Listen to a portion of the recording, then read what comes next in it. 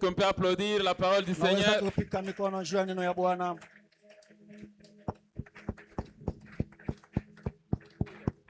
Nous bénissons l'Éternel notre Dieu pour ces instants. Instants que Dieu nous a donnés pour que nous puissions célébrer son Saint-Nom. Les souffles de vie qu'il nous donne, nous les bénissons. Nous rendons grâce à Dieu pour la présence de vous tous ici présents. Nous bénissons Dieu pour la prestation de tous les orchestres, les mamans Safa, tout le monde. Nous vous disons merci, que Dieu vous bénisse. Est-ce qu'on peut applaudir le Seigneur d'abord pour l'instant? Les cris de joie. Continue à applaudir le Seigneur.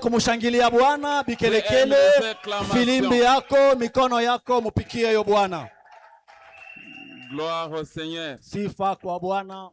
Le culte est spécial. Parce que devant nous, nous avons les couples fiancés.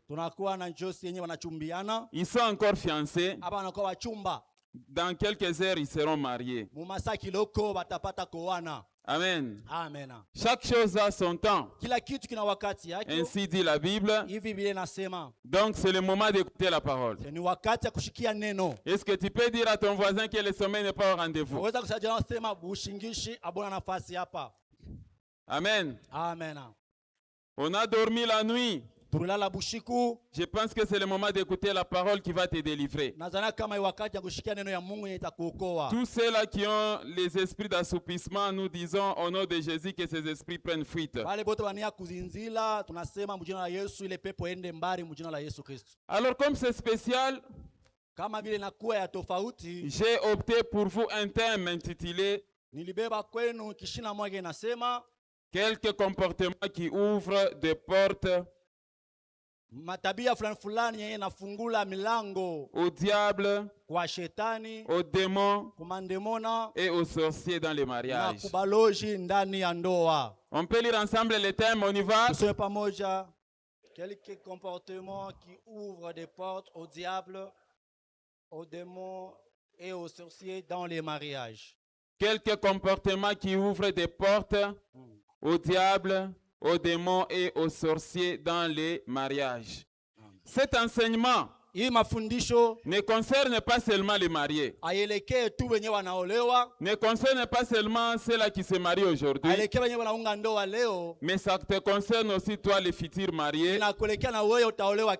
Ça concerne aussi tout le monde. Amen. Amen. Alors, vous savez que partout, tout le monde dit que non, le mariage c'est une institution divine. Le mariage a été institué par Dieu. Tout le monde le sait. Mais la manière dont les mariés se comportent dans les mariages, aussitôt ils sont là. Non, non, ce n'est pas correct. Ça donne des soucis des fois quand on observe comment les mariés vivent aujourd'hui. Quelqu'un en train de me suivre? Amen. Se marier, c'est la volonté de Dieu. En tout cas, le mariage, c'est une bénédiction pour tout le monde. Mais divorcer, c'est accomplir la volonté du diable. Amen. Amen. Raison pour laquelle, quand on veut se marier, on amène les mariés à l'église. On amène les fiancés à l'église. Et le mariage est en train de s'officier à l'église. Mais quand on veut divorcer, l'église dira, ces problèmes ne concernent pas. Amen. Amen. Les mariés qui veulent divorcer ne retournent jamais à l'église. Ils vont au parquet. Amen. Amen. Et des fois même les parents de mariage sont ignorés. Il n'a pas comme parquet kule na kuma tribunaux. Quelqu'un m'a suivi? Amen. Donc Pour ainsi dire, juu ya kusema quand l'église scelle wakati kanisa peke yake l'alliance de mariage, inaweka muhuri pale nous pa avons un agano. seul principe, Tunakuwa na kitu moja, que l'homme ne sait pas ce que Dieu a uni. agizo nasema mtu hata mmoja asigawanye ile Mungu aliunganisha. Que la femme ne sépare pas ce que Dieu a uni. Mke ashitenge ile Mungu aliunganisha. Que les familles ne séparent pas ce que Dieu a uni. Na majamaa nao shitenge ile Mungu yenyewe aliunganisha. Amen. Amen. Mtenyeskize mine kalaka na kino kama niyo na ubiri. Amen. Elize acha tu sino tutabeba saa mingi. Nitaanza kubichanga mswahili na mfrancais. Si mnashikaka Swahili mwa wote mko mwa? Ndio. Na français si mnaishikia. Voilà. Ce n'est pas moi le papa de l'enfant pour dire ou la maman de l'enfant. Habari ya bukweri, habari ya wako bibi, umukatale. Njoo nini unamchunga tena munyumba? Ce n'est pas votre problème. Quelqu'un m'a suivi? Ce n'est pas à la petite sœur ou à la grande sœur kwanza kwa kuderanger kila siku Maria nije. Habari ya bwanako, anakupatia makuta. Si unamfanisha kwa mbele bibengo siku moja. Cagez-nous si vous suivez les conseils des méchants. Quelqu'un m'a suivi? Que l'homme ne sépare pas ce que Dieu a uni. Chers membres de famille, ici vous êtes appelés à les accompagner, kubashindikiza. Apana tu une semaine, 2 semaines, une année après. Oh non, non. Yeye nakuria yeye peke, anaanza kuangara yeye peke, anaanza kunenepa yeye peke, shi benye mtoto aone mokintu, ce n'est pas votre problème. Fujo na kwa inaingia mando à cause de ça. Et la Bible dit, heureux l'homme qui ne marche pas selon le conseil de qui? Des méchants. Kama mashikio yenu inaanza kuteka makonseil ya mubaya, c'est votre affaire. Nous n'interdisons pas aux familles. Leta conseil mzuri. Leta conseil mzuri, leta conseil ya kuleta salama. Hapana conseil ya kwa kuleta fujo. Pas seulement aux membres de famille, y compris aussi l'église, y compris aussi vos amis et connaissances. Huku rafiki rama, huku rafiki wa muntu fulani, aipashi ole rafiki anakuwa oh no tout ça. Est-ce que ça umpikaka kwa talupi? Mon cher, il faut na mupimisha hako mbele. Comme ça ajue sa wenjo mwanaume. Amen. Moi-même qui vous parle ici, j'allais être victime. Demandez à madame mon épouse. Non, pourquoi narudia qu'avant kunyumba? Si comme on narudia comme minuit, 1h du matin, tout ça. Jamais j'ai appliqué de tels principes. Désormais, voilà ton ami intime. Voilà ta meilleure amie. Njo rafiki yako wa kwanza ni huyu. Rafiki wa kutuma mampombe, mabuchafu, achana naye. Quelqu'un m'a suivi?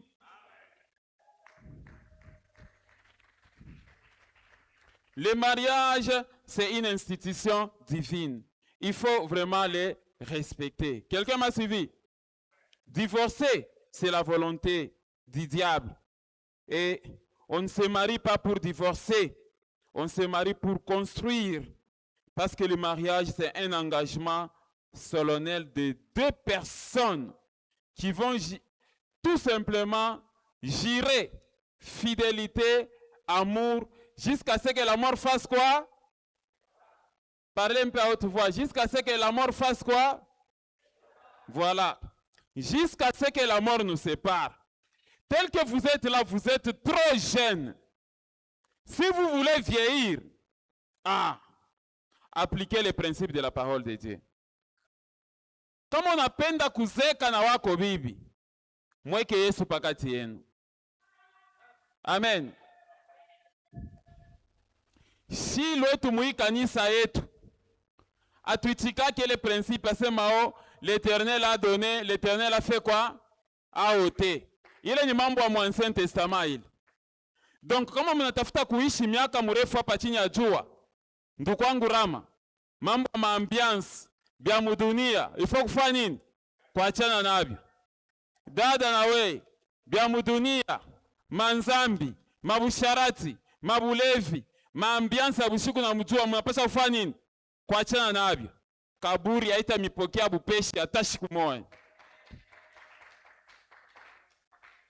Quelqu'un m'a suivi? Les jeunes gens qui partent vite de nos jours Ni kukosa kwa nini? Kwa mashikio. Amen. La clé pour vivre ici-bas sur terre ni kujua kuheshimia Mungu mu macommandement yake. Quand vous êtes seul, aujourd'hui vous voulez prendre des engagements, je m'engage, tout ça. Ah, il faut respecter les engagements pour ne pas ouvrir la porte au diable. Le mariage, c'est l'attachement de deux personnes qui se décident de quitter les trois parentales pour former leur foyer. C'est ça, les ménages. Et tout premier ménage, comme vous savez, c'est celui d'Adam et Ève. On peut se tenir debout pour lire la parole. En Genèse, la mariée peut rester assise. Elle est exemptée à cause de sa robe. Mariée, voilà. Shingo narisikia kukufa mbaya parce que upaka mwenye kunjama. Tu peux commencer à me regarder quand je prêche. Genèse chapitre combien? Chapitre 2, le verset 18. Est-ce qu'on peut lire ensemble, lisons? L'Éternel Dieu dit, il n'est pas bon que l'homme soit seul. Je lui ferai une aide semblable à lui. Est-ce qu'on peut applaudir la parole du Seigneur?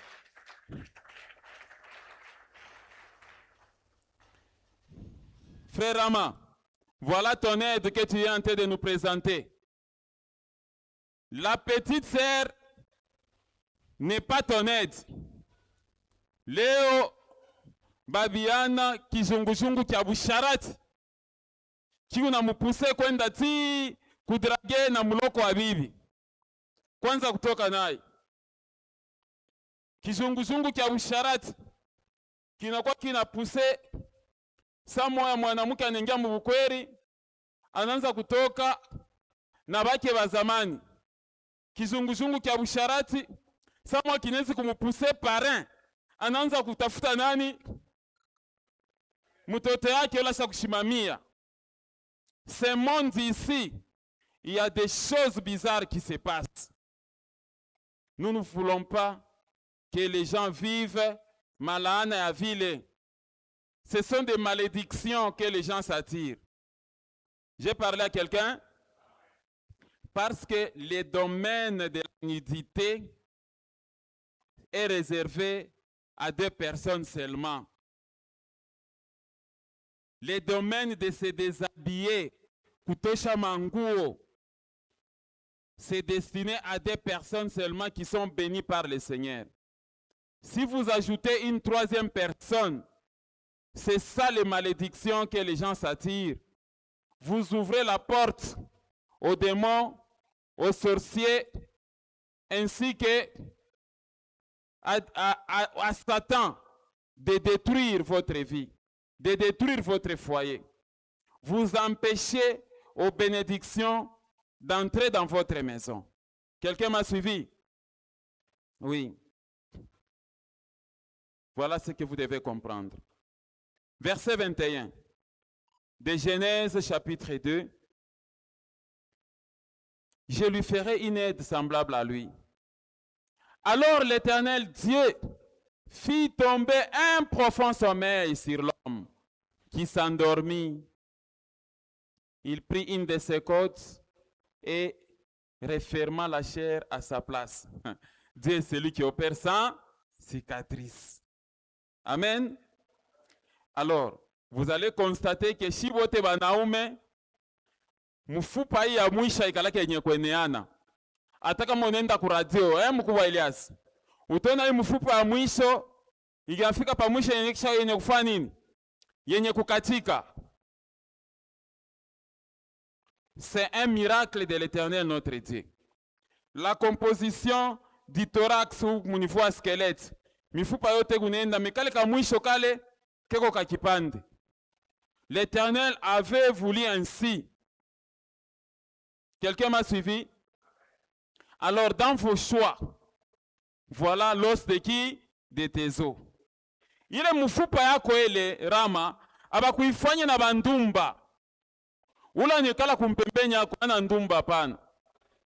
Alors kama watafuta kuongeza bandumba, Nile kama tunashikia sema Rama yule anaoa bibi wa pili. Rama yule na mtoto na fille wa Bayer wake. Kila siku Rudi na Jeanette inakuwa makelele. Mama, mumuoneshe ko Rama mumukonseye. Ni mambo haya hayo nafahamu mpango homu. Katoto kafika Bayeresi kama kanapita kumbele yake, Rama yona lukula majimu. Voilà des choses que les couples sont en train de vivre ces derniers temps. Mais ici chez nous, à Sanctifions-nous, de telles bêtises, nous ne les voulons pas. Regardez le verset suivant. La Bible dit ceci. Dans l'entretemps, ule una ile kisela na yeye, ataka mori waka zamani, ule na ile kisela fanini. Et kiache, parce que la conséquence de ces choses, kama bibi anegalaka unatoka, dada, unariske kuzala katoto, sula inatoka ya voisin.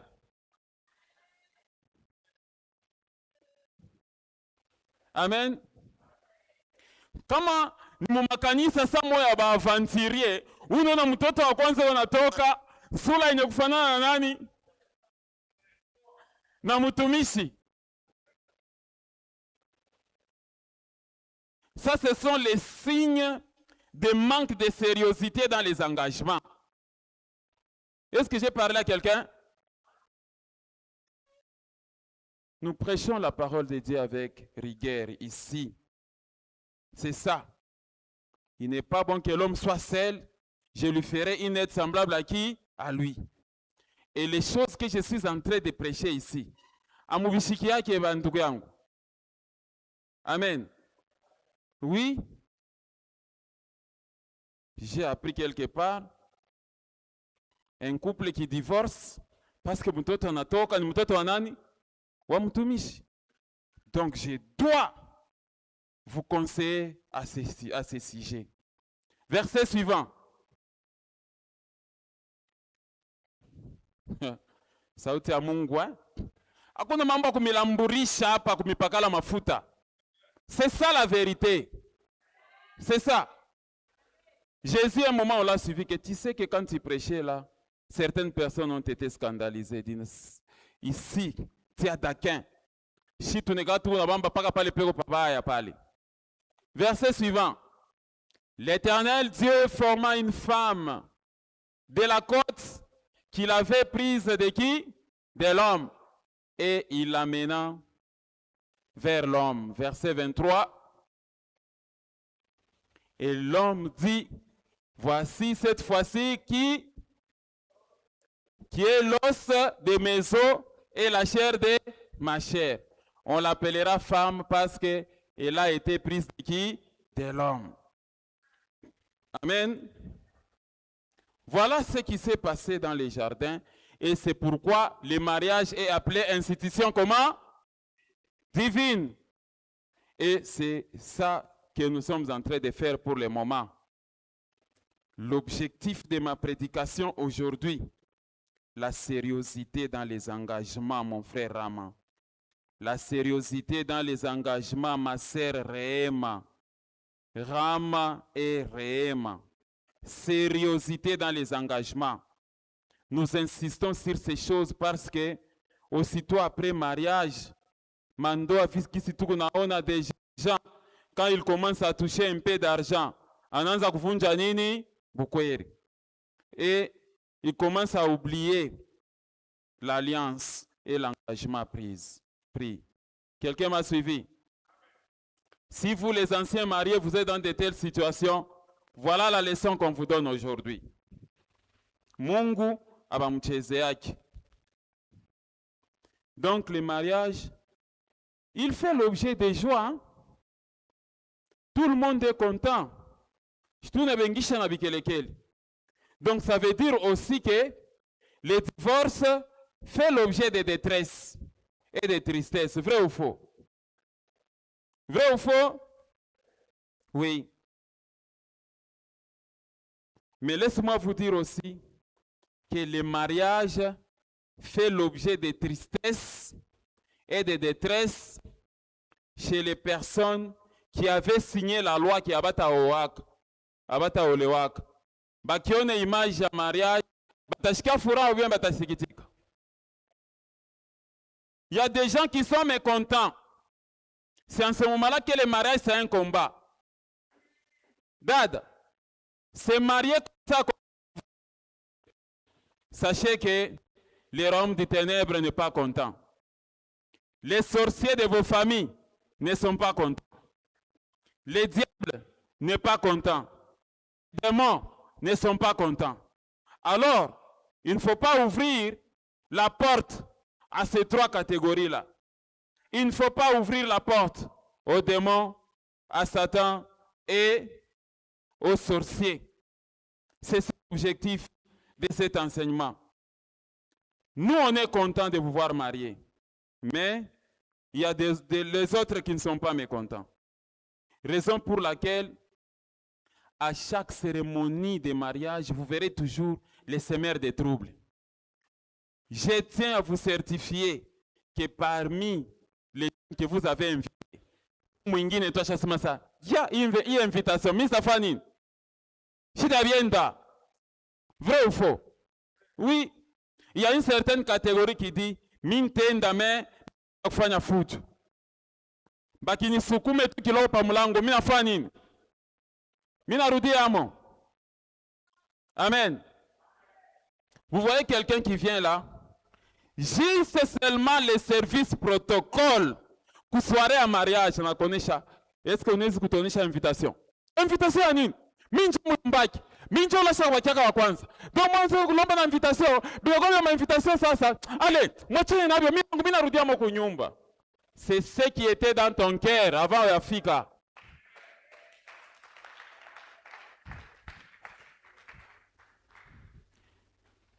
Jana ku civil bari nifanyisha kibengo kukula kwa pembeni yake. Donc kusware misafani ni shitenda. Ula kufanyisha kibengo ule. Eske nirama njaro kufanyisha kibengo njaro kusema ukatale kwenda kusware ya neve wako au ya mtoto yako. Unebijila shitebiendako. Nini nyasao bari nifanyisha kibengo. Bari nyuriza mintekala pameza kani. Les semeurs de troubles. Les gens qui n'aiment pas que les gens se marient. Amen. Continuons le verset 24.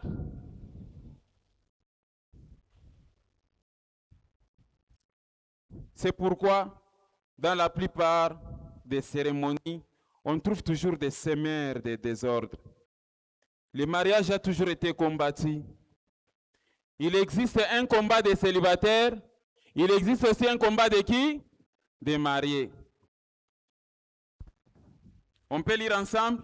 Tu peux dire à ton voisin que usakulala ou unashikia. Tu peux dire à ton voisin que shikia kwa sauti ya Mungu. Voilà. Lisons ensemble le verset 24. Il dit quoi? C'est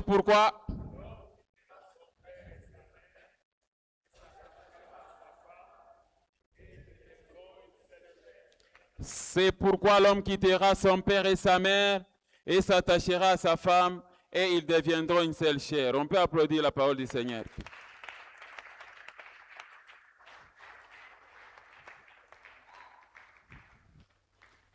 Tes parents sont où? De ce côté. Ils sont là-bas. Pour le moment, votre fils là, il a pris son cœur, il l'attache à qui? À sa femme. C'est le principe biblique. Cet attachement ici pose problème. Nous ne voulons pas que vous soyez la belle-mère compliquée. Parce que tu as constaté que wako mtoto roho yake ko attaché kwa nani? Kwa bibi. Dans l'histoire des mariages, on rencontre toujours des belles-mères comment? Compliquées.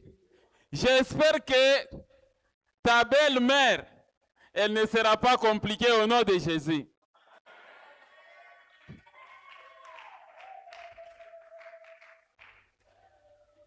Ici aussi, on espère qu'on ne trouvera pas ni la belle-mère, ni le beau-père compliqués.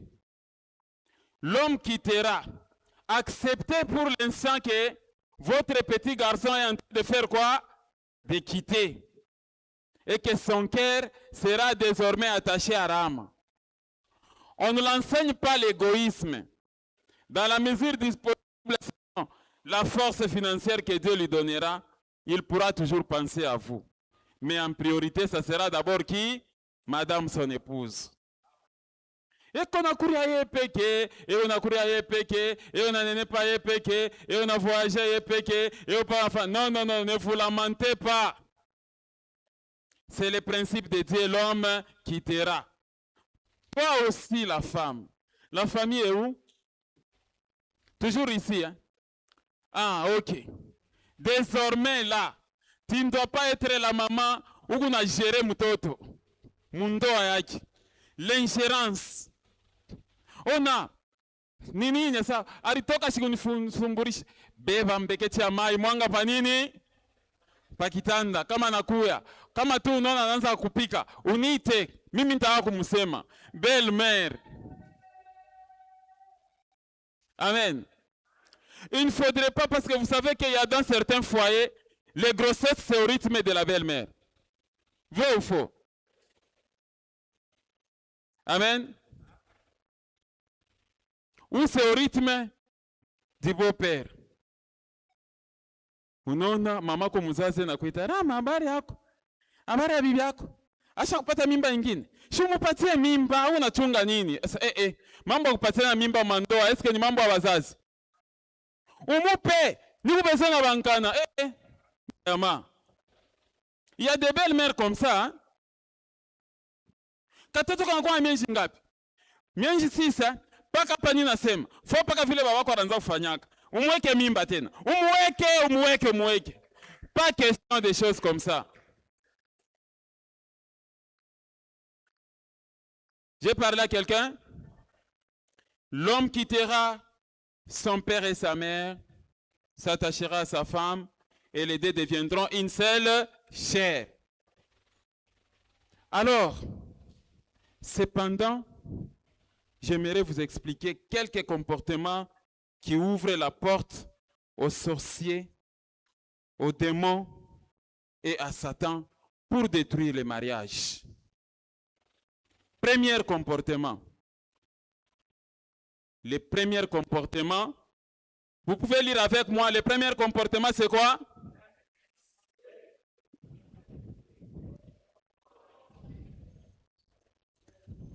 Bon, njoo kufukuza kwa bushingishi mshimame kwa mbele.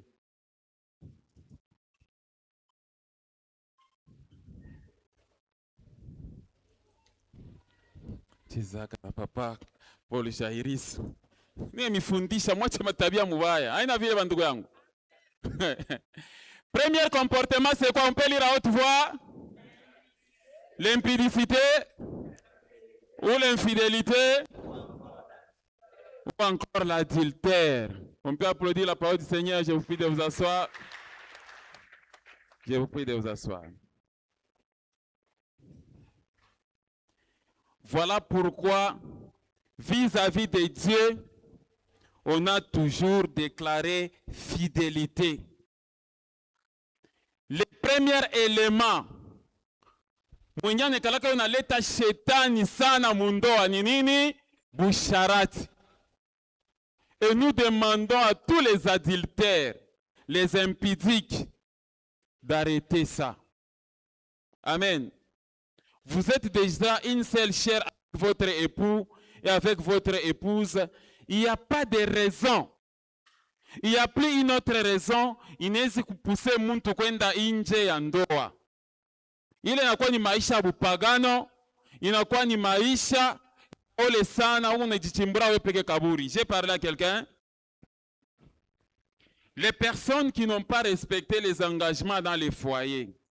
Si vous savez que wewe una 10 ans mundoa, mais unatokaka toujours nje ya ndoa.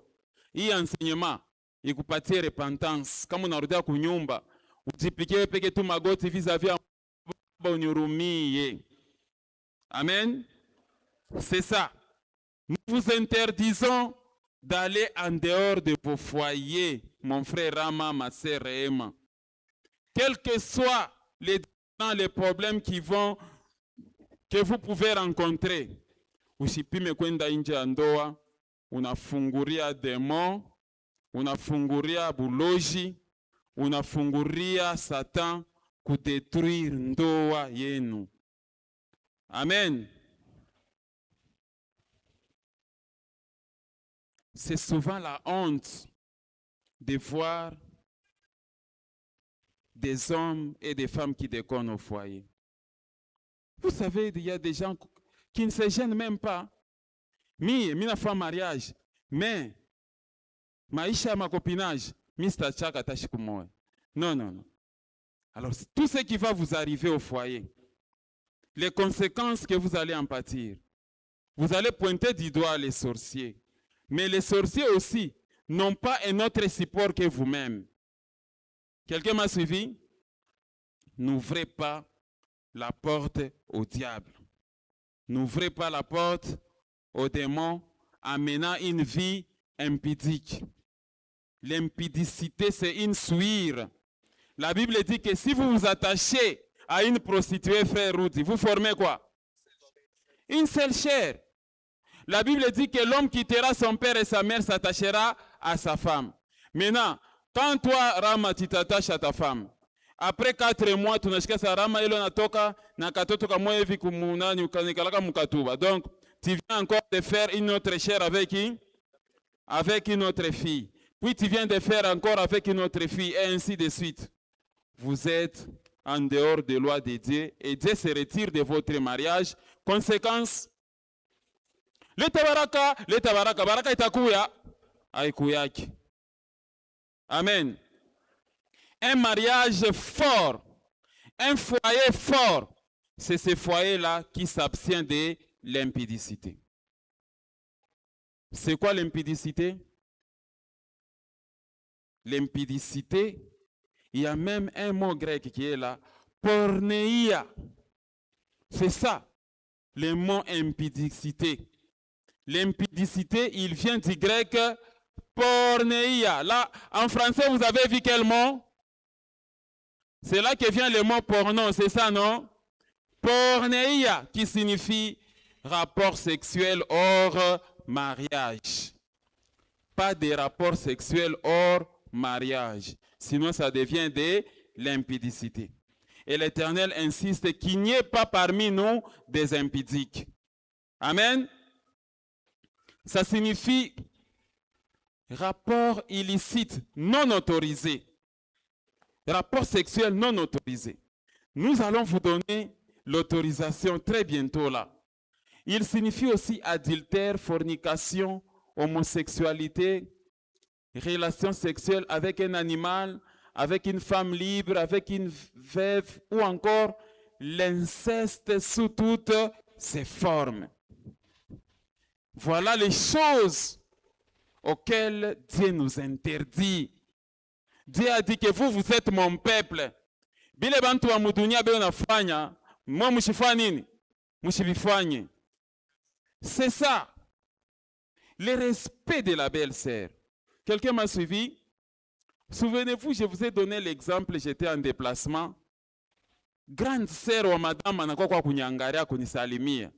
Rafiki yangu kwa kumpembeni anyonyesha sema saa, nani huyu mwanamke mimi sasa? Ni dada yake wa nani? Wa bibi yangu sasa. Umtafute. Bia kupori bia wakiaka wapi? Kupori. Est-ce que ça c'est un bon conseil ça? Umudrague. Asitakata la tetika. Ah bon? Vous voyez des bêtises. Et les gens sont des fois emballés dans ces choses. Dieu vous interdit l'impudicité parce que l'impudicité ouvre la porte au divorce. L'impudicité ouvre la porte aux démons. L'impudicité a des conséquences. Utenda kulopola magonjwa nje ya ndoa unaileta. Utenda kulopola mimba nje ya ndoa unafanya nini? Unaileta. Una kiana atenda anazaria nje anaanza kufutika, unaanza kufutika. Ce qui n'est pas correct. Le mariage, c'est le mariage des chrétiens. Donc, vous devez respecter les engagements. Voilà le premier acteur qui ouvre la porte aux sorciers. Donc, il ne faut pas ouvrir la porte aux sorciers. Et de nos jours, il y a des jeunes gens qui se marient, mais au foyer, ils font autre chose. Amen. Il me suit ou bien il dort? Il faut me suivre. Devant Dieu, vous jugez fidélité, amour, mais quand vous vous engagez, vous faites autre chose. Donc, il ne faut jamais vous plonger dans l'impudicité parce que l'impudicité détruit les foyers. Regardez 1 Corinthiens chapitre 7, les versets 1 à 2.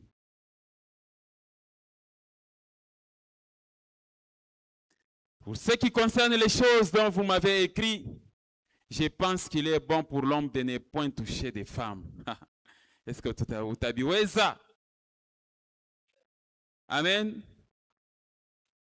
C'est bien pour l'homme de ne pas toucher à qui? Aux femmes. Comme on a dit à ça utabiweza, alors ne touchez pas aux femmes. Mais le verset 2, est-ce qu'on peut lire ensemble le verset 2? Il dit quoi? Toutefois, pour éviter l'impudicité, que chacun ait sa femme et que chaque femme ait son mari. Est-ce que vous voyez ces versets au pluriel? Que toutefois, pour éviter l'impudicité, que chacun ait ses femmes et que chaque femme ait aussi ses maris. Nous, dans notre communauté, la polygamie n'est pas permise. Avoir plusieurs femmes n'est pas autorisé dans notre communauté. J'ai parlé à quelqu'un. Donc, mon frère Rama, comme tu prends l'engagement là, tu n'as aucun droit d'épouser une deuxième femme. C'est là au nom de Dieu et au nom de Jésus. Madame, Réma, donc tel que tu es là, tu n'as plus droit de te faire épouser à un autre homme. On ne vous donne pas ces droits-là. Si en quittant ces lieux, vous vous donnez vous-même ces droits-là, ça sera votre propre problème et vos conséquences. Vous resterez fidèle quand vous serez en voyage, quand vous serez au travail, partout là où vous serez, vous resterez fidèle. C'est la fidélité ici que nous vous enseignons. Pas que non, pas Abagnone, les quatre coins des murs vous acquiseront. Les yeux de l'Éternel vous verront partout. Quand tu auras beaucoup d'argent, n'oublie pas la femme avec laquelle tu as commencé les faibles commencements. Vous les hommes, vous avez l'habitude, kamakuta kananza kwa kamingi, na kichwa nguvu kinanza kufanya nini? Kuongezeka, na bungi ya babibi na bakopini bananza kufanya nini? Bananza kuongezeka. J'ai l'habitude de dire dans cette église, Salomon, Abraham, nani mwingine tena? David, Jacob, ils ne sont pas nos modèles en matière de mariage. Applaudissez le Seigneur.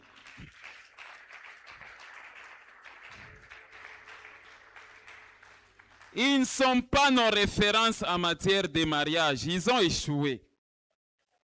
Ils avaient échoué. Amen.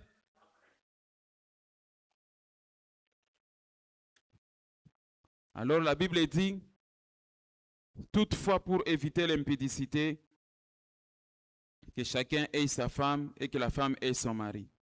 Donc l'infidélité ouvre des portes aux sorciers pour vous détruire. Les gens doivent se marier sincèrement. Donc, vous devez faire très attention avec les rapports sexuels hors mariage. Ça risque de vous faire attraper des maladies. Vous risquez de tomber enceinte d'un autre homme. Vous risquez d'enceinte des jeunes filles ou des femmes d'autrui. Et les hommes mettent eux-mêmes leur vie en danger. Et ça, c'est compliqué. Donc, ne vous plongez pas dans ce que le monde vous attire. Et raison pour laquelle la loi de Moïse était très sévère à ce sujet. Quand vous lisez Exode, et plutôt Deutéronome 22, verset 22. Je pense que je vais donner seulement 2 principes, 2 éléments, et les autres éléments, ça sera au prochain mariage. Alors, lisez un peu à haute voix avec moi. Attendez un peu, il y a les gens qui ne lisent pas. Dis un peu à ton voisin, c'est ma soma. Ok, lisez maintenant. Si l'on trouve couché avec une femme mariée, ils mourront tous deux. L'homme qui a couché avec la femme et la femme aussi. Tu ôteras ainsi le mal du milieu d'Israël. Parce que kama nina mipreshe mo mtu anasema ke nono nasema bintu kani. Aina mianjiko hii. Ubia mnapenda tulete interprete parce que mkiswahili bitasone mubaya mashikio Nimuoneshe tu frère Élisée interpréter le verset mswahili. Habitasone mubaya mashikio. Si on trouve un homme couché avec une femme, baby c'est mswahili, habitasone mubaya. Mais c'est les Écritures. Vrai ou faux?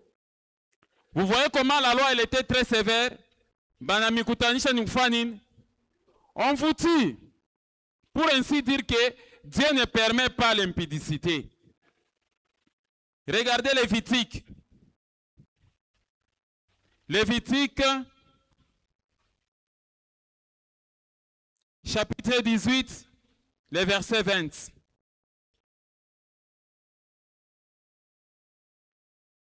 Vous pouvez lire avec moi. Si un homme commet un adultère avec une femme mariée, s'il commet un adultère avec la femme de son prochain, l'homme et la femme adultère seront punis de mort. Haina miza. C'est pourquoi ninafundisha bila miza kwa moyo munengia mubukweli hapa. Leo bantu weno na sabu sharati ni miza. La Bible vous interdit ça. Quelqu'un m'a suivi? Lisez Lévitique chapitre 20, le verset 10.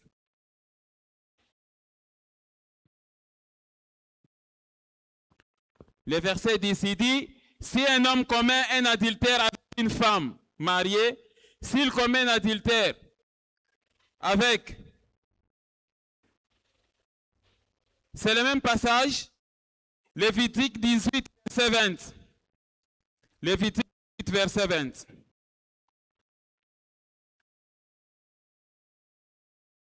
Voilà. Lévitique chapitre 18, verset 20. La Bible dit quoi, mes frères?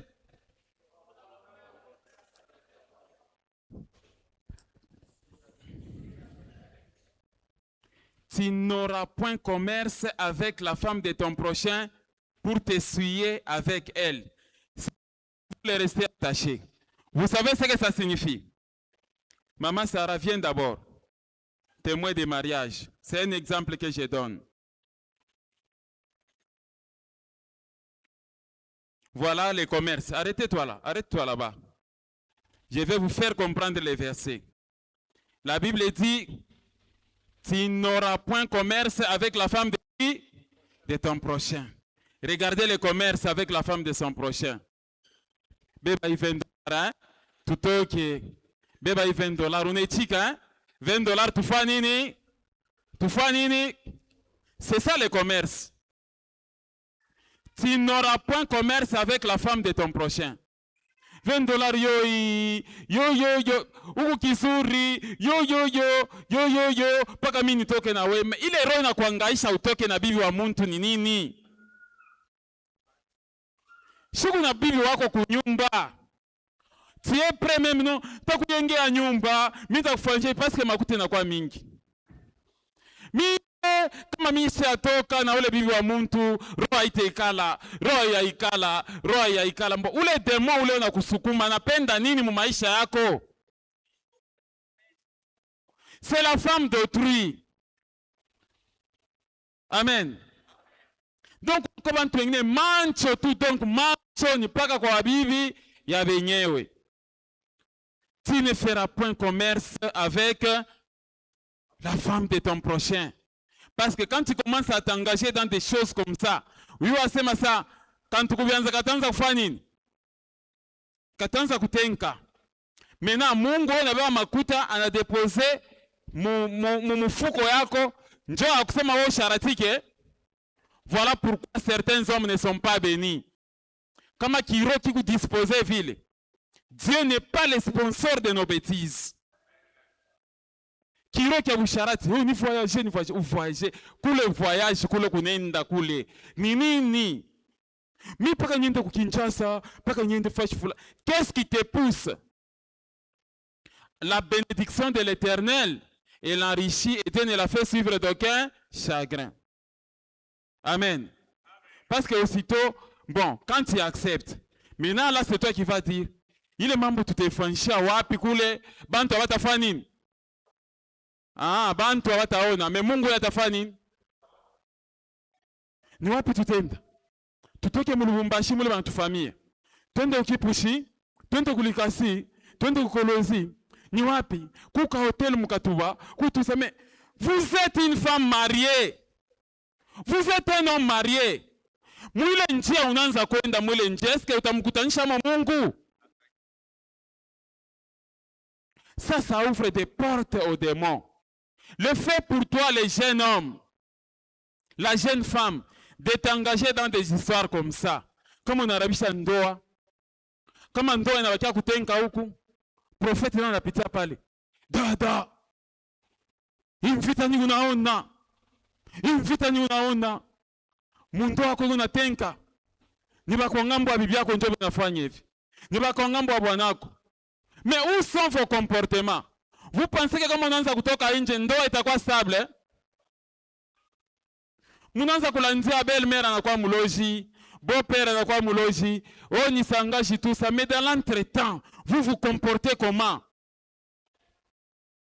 Quelqu'un m'a suivi? Maman, allez vous asseoir. Vous avez bien compris ces passages. Tu ne feras point commerce avec la femme de ton prochain. Parce que là, tu vas commencer à faire des promesses. Takuja motoka. Takufanyia hivi. Je t'aime. Je t'aime. Alors que je sais ça au de t'aimer. Je t'aime. Et à force ya kupenda bibi ya muntu, tu vas souhaiter que mwenye bibi afanye nini? Akufe. Maintenant kila muntu na muntu anaanza kusema no, kama bwanako tu anakufa, mimi ndio nitafanya nini? Takubeba. Yeye anasema sasa, bibi yako nayo nishikie tu asema sana anakufa na mimi narabisha ndoa. Bon, finalement vous attirez les esprits de mort vous-même. Vous souhaitez maintenant dans le couple que bantu wakufa. Frère, il y a eu beaucoup de filles, beaucoup de femmes qui sont décédées parce que wewe ulijipermettre kutoka na wainji, unamletea mvita.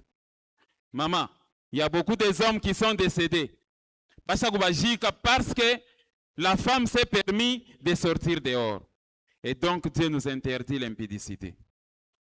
Je voulais atterrir avec le deuxième principe, puis nous allons passer à la cérémonie. Aujourd'hui, je vous dis que je vais donner seulement 2 éléments qui ouvrent la porte à qui? Aux sorciers. Mon frère, va directement au 3e élément. Le 2e élément, je vous exempte. 3e élément qui constitue le 2e dans cet enseignement, c'est quoi? Les disputes, les querelles, les bagarres, basées sur les incompréhensions. Affichez-moi ça. Makelele mundoa ikianze. Ujue sa kia kwanza ni divorce unatafuta. Kia pili, kichwa kimoja kifanya nini? kianguke. Les mariés dans la salle peuvent-ils se mettre debout? Que les mariés se mettent debout dans la salle.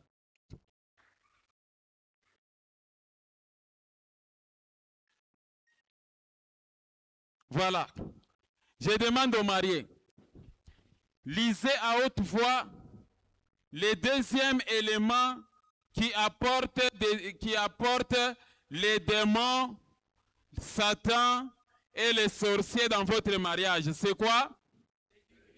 Les disputes, les querelles, les bagarres basées sur les incompréhensions. On peut applaudir la parole du Seigneur.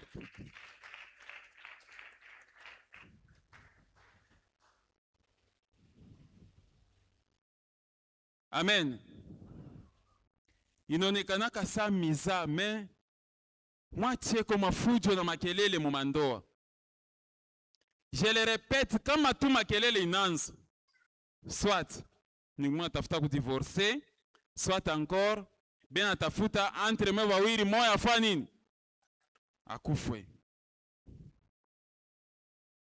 Amen. Tu peux dire à ton voisin, aimons-nous vivants. Non, il y a ceux-là qui ne disent pas. Tu peux dire à ton voisin, aimons-nous vivants. Unaona ule bibi yako kumpembeni yako. Unamubeula wakati ngariki mzima kumpembeni yako. Au bwana unamubeula unamwona bule wakati yako kumpembeni yako. Kama unamwona iko etale mserkei. Kama ilikuwa ni objet ya furaha yako. Danzi nane utamuwaza. Amen. Njua nini niranza mfanyaka fujo? Me yeye ulasha kulala. Njua nini niranza mwekaka makelele? Hii mambo inanifikia vraiment kama alikuwa hapo abingekuwa hivi. Mais c'est trop tard. Amen. C'est la même chose aussi pour l'homme. Si tu considères que non, voilà, ta femme c'est vraiment un démon. Mkukosana kwa kila siku, kukosana kwa kila siku, kupikana, kutusa, ainsi de suite. Si tu n'as pas la femme avec toi à tes côtés, conscience na kurudiria sema ça. Je regrette de l'avoir perdu. Mais kila siku ilikuwa ni bukomvi mapiko kila siku. Amen. Attention avec des disputes. Mais souvent, ce que j'ai toujours aimé, tous les mariages que j'ai l'habitude d'officier, une semaine, murukosana, murubululana, une semaine. Une semaine kwanza lendi, ti hapa siku ya ndoa, muribululana.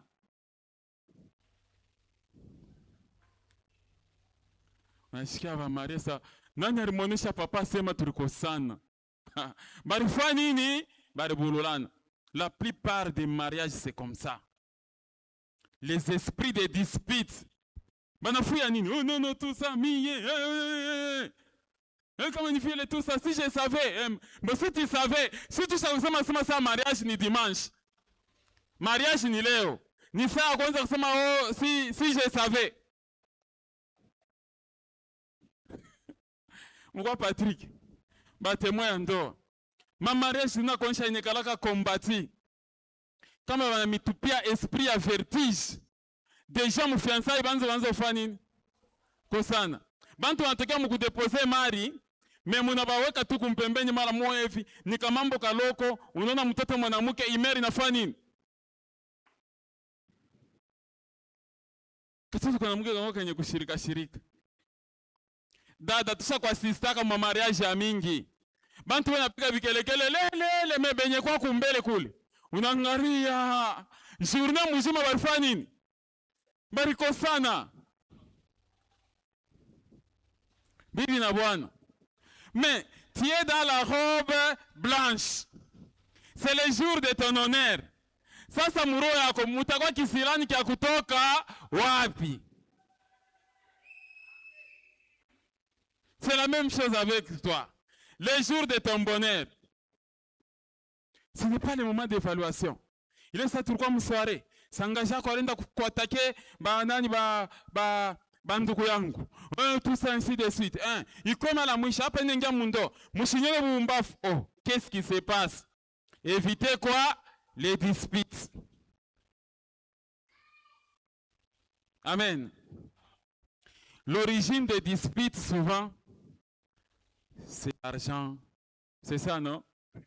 Kweli asasema huku na wako vivi munalala naye kitanda moya, unarudia magharibi unamwesha sema mishipa, epi munalala bushingishi busubuhi, sasa ute niacha makuta mii. Amen. Il paraît aussi que mwe ba mama kama tu unaona kantukubyanza pa meza, bwana shaleta ata program, wewe deja kuna nini na yako program. Kama bwana analeta program iku contraire ya makuta yako pale na waka, mimi nilikuwa ninawazia sema hii $20 ni ami kwenda nao kusalo. Hapana, wewe ndio sebunga sasa kusalo mitenda shukani, fujo inafanya nini? Inaanza. Amen. Munakumbuka tabe nilifundishaka mariage abarama ni samedi, mariage abarama ni dimanche. Mintavuala nini miyoyu, mintavuala nini bo. Kama bwanako ashana makuta ya kuvuala ya kukuzia nguo, eske kila invitation ya mariage ifo nguo ya sasa?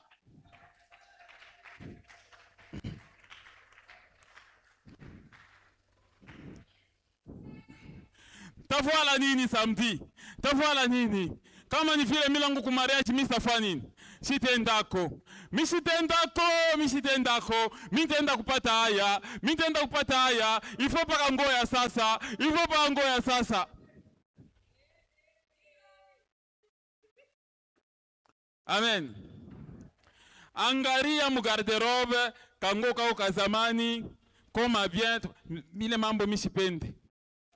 Niende nitoke chini kule, nikutanishe benye kwa yulu, nishikie haya kumpembeni yako, banisema sasa kufuala mbaya. Et puis automatiquement, na kumarashi kwenye misafani. Siku soirée tunona tukiana, asha kuikala, bibi yake ashina kumpembeni. Nije mama shikuya sema sa, alichoka sana, alisema shishikie bien, alisema hivi, mais en réalité, banakosanya nini? Nguo ou bien salon. Éviter des disputes au foyer. Amen. Kama makelele inaanza entre mwe bawili, mtu asema buloji bwana tafuta kumisepare, bwana tafuta kuwa, ou encore bwana tafuta kupepeta katoto yenu. Les gens ont déjà constaté que kama bibi na bwana bananza makelele, batoto batalukula mafièvre typhoïde. Asa bari mubamba kapanshingo, il faut ekakulute. Mais en réalité ni nini? Makelele mundoa. Surtout kama musha kweka kabebe pakati ya kitanda. Munakosana mwakosana karukwa mbushingishi kanakalaba mbele. Kanangara ku gauche ku droite. Bazazi abana ako. Ba bebe abapendaki makelele eta bebe ni Roho Mtakatifu. Kuko muntu asha kuletaka response. Kama unalarisha ka bebe unaona kena cheka. Akaya unaka bintu ya mudunia. Kena cheka nini? Epu mulete makelele kanangara sema humu mwi nyumba kanafanya nini? Kama kana mikufa. Yo bana nyuya mtoto miyoyo banaloka wakuloka nipola banduko ya bwana nipola banduko ya bibi. Mekule muranza ukosana. Le bébé n'a pas supporté vos bruits. Le bébé n'a pas supporté makelele yenu. Amen. Attention avec les disputes. J'atterris. Attention avec les disputes. Kila muntu na muntu ajue kukontrole nini? Kinwa. Kasirani.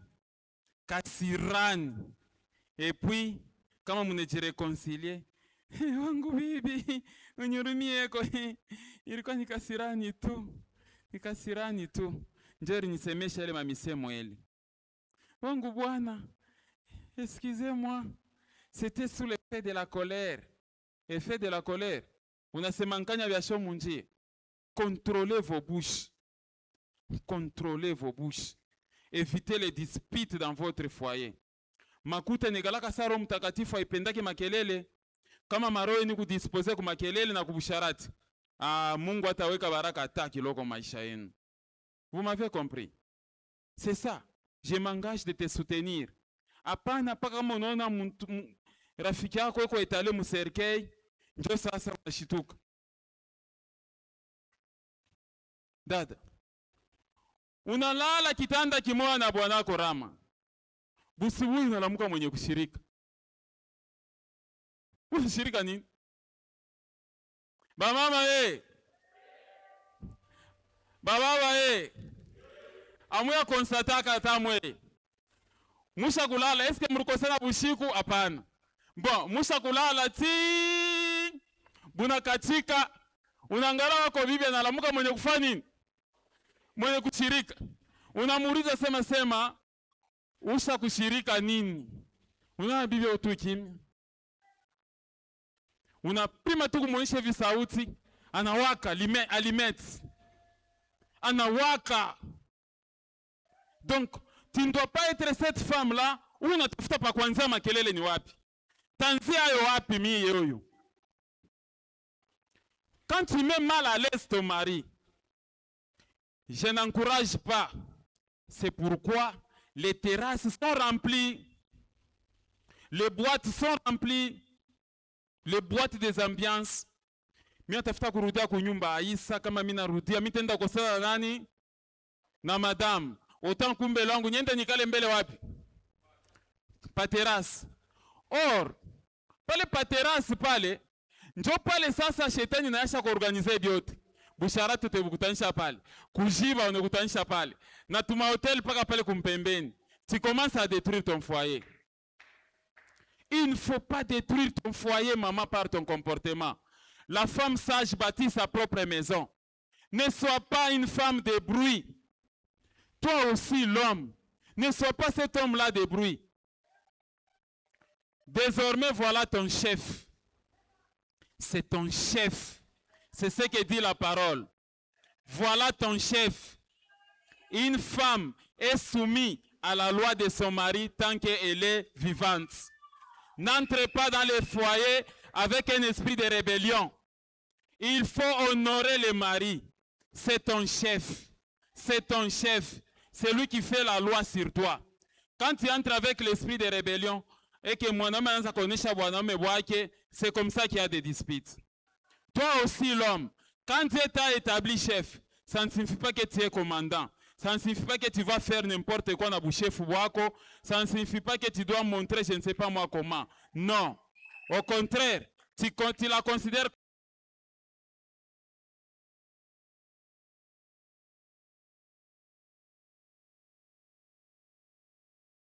l'homme doit se soumettre, non. La soumission qui est exigée, c'est dans le Seigneur. J'espère que j'ai tout parlé sans rien vous cacher.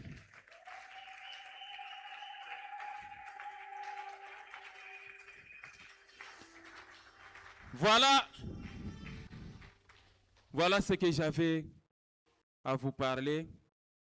Et fais ma gloire. Tu peux me mettre les principes là pour que je termine. Restez mariés.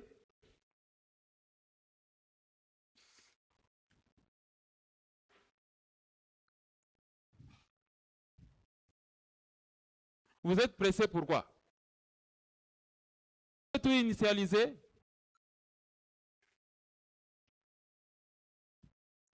Le lit conjugal doit être exempt de toute souillure.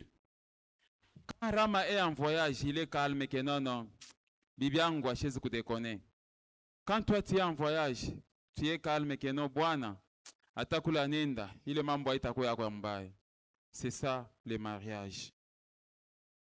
Si vous voulez détruire votre mariage, plongez-vous dans l'impudicité et dans les disputes. Donc, rester marié, ce n'est pas seulement rester amoureux. Ce n'est pas seulement le sexe, mais il s'agit surtout de respecter les alliances et les engagements sacrés contractés devant Dieu et devant les hommes. Que Dieu vous bénisse au nom de Jésus.